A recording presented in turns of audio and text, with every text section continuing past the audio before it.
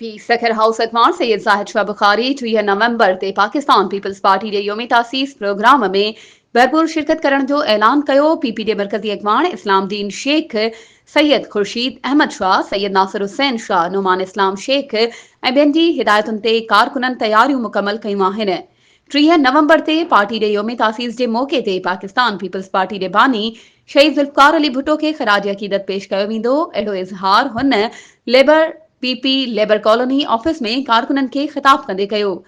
सैयद ज़ाहिद शाह बुखारी चयो त Pakistan peoples party जे 57 योम तासीस सखर समेत मुल्क जे चइनी सूबनि गिलगित बल्तिस्तान, आज़ाद कश्मीर समेत परडेह में भी पीपी कारकुननि भरपूर नमूने मल्हाईंदा। बानी पीपल्स पार्टी शहीद ज़ुल्फ़कार अली भुट्टो पाकिस्तान समेत दुनिया जो अज़ीम लीडर हो जंहिं दुनिया खे अमन जे क़याम लाइ वॾी जिदोजहद कई। उम्मत मुसलमान खे हिक प्लेटफॉर्म ते गॾु कयो, पर इस्लाम दुश्मन कुवतुनि खां इहो बर्दाश्त न थियो ऐं खेसि बेगुनाह फाही ॾियारी। शहीद भुट्टो अॼु बि अवाम जी दिलनि में मौजूदु आहे ऐं रहंदो।